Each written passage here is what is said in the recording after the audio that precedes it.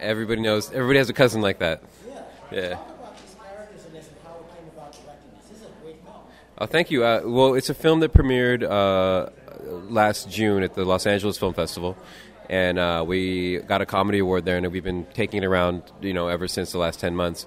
And this is sort of like coming towards the end of our tour, and it's a film that's based on kind of my friendship with the writer Chee, who's a rapper, and he's a good friend of mine, and we just got into a lot of conversations about our lives and our, he'd moved to L.A. We were in New York together for a long time. He moved to L.A. and we would talk on the phone very regularly.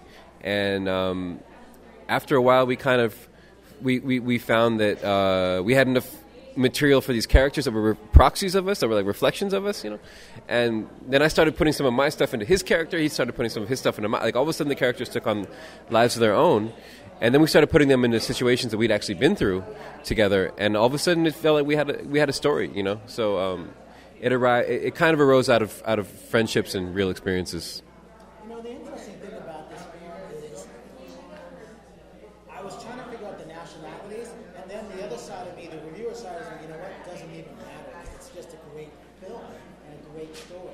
Have you heard anybody say that? I'm so happy to hear you say this, because this is very intentional. So we wanted to make a film about brown Americans, and it wasn't about like culturally predetermined, or we don't walk around every day talking about the with me and my friends who are Pakistani, who are Indian, who are Persian, whatever we are. We don't sit around talking about all the details of the differences with our culture like every second of the day. Like we're sitting there living lives. We're American. We're just American people. This film could have starred all Latinos, all black people, all white people, and we wanted to create a brand of comedy that was very universal around that concept. And so the fact that you were watching the film thinking, just trying to enjoy the narrative, trying to enjoy the story, trying to disregard some of the, and it's funny when we just got distribution for the film with a company called Comedy Dynamics, and it's a funny thing in America. Every time they show it to people are always like excited about the diversity or the inclusion. Like they have these. They're unable to see it without that filter, But when they show internationally, everyone just loves the story. Everyone thinks it's just a good story. So it's just we have a lot to break through, I think, with how we view brown American men. Talk about the aspect of these things, and because the writing is just brilliant, but also people don't understand that there is actually a tour that can really go on, depending which film festivals you get into, which ones you accept. Talk about that aspect because I know what it's like being on the other end of it. Well, it's been a wild ride. This is my third feature, so I've done this a couple times. Going through the festival circuit and starting off at your big premiere, and you have all these hopes and ambitions, and everyone's kind of around. And it's kind of a big event, and then what people don't know is you're actually still waiting for your second festival acceptance and your third one. Like they're all really important to building up momentum, and not every film sells like the very first.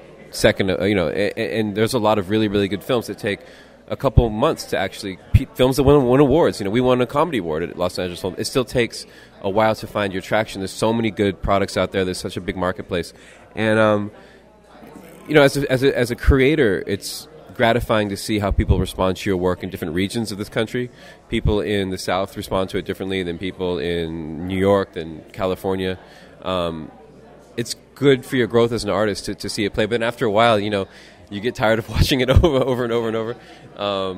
But it's fun, you can gain or lose a couple pounds on this circuit, I'll tell you that. The other thing is, I've seen it from the journalistic point of view, I've seen it from the publicity side point of view, as an owner of a festival, I've seen it from that point of view. But people don't realize how many submissions that I have to watch. Yeah. And they're thinking, I got my film was in this film festival. Why isn't it in Hollywood? Why isn't it here? Because they don't understand, as you know, there's many different films of which you just talked about. People don't realize that. It's a huge honor to get into any place. Their odds are so slim at film festivals all over the country now. They're looking hundreds and hundreds and hundreds of feature submissions, and most of the programmers like you, do their due diligence, watch everything all the way through. And rejection from these places is not a condemnation of your film at all. There are great films that didn't get into, Sundance that you're going to hear all about well over anything you've heard at Sundance. There's great films that play at Sundance, and that's all they're going to see. They can't be programmed anywhere else. It's important to keep your perspective, to really keep a really strong understanding of how difficult filmmaking is, how difficult movie making is, how much competition there's, because filmmaking comes from a place of it comes from a place of ego on some level. You have to have some kind of like, making a film is kind of a very narcissistic act on some level, but you also have to keep a really good perspective of how much how many other artists are out there, how many other people also need screen time. Right. Well, the film's about the last two guys in Silicon Valley who have nothing to do with technology. They're two debt collectors that have to take their boss's nephew and get him into a new suit and into get him a haircut and get him some new shoes for his engagement party that's happening that night. And he turns out to be a Tasmanian devil. He's a big mess. These are kind of like Gen X throwback characters who have to take care of this like raging millennial, and it becomes a get him to the Greek situation where, hopefully they can like put Humpty Dumpty back together again before the event. Yeah. Well, so we're at CheeandT.com. We're at Chee&T, very simply, at Chee&T on Twitter. Facebook is probably where most of the update. Well, Facebook and Twitter are both there.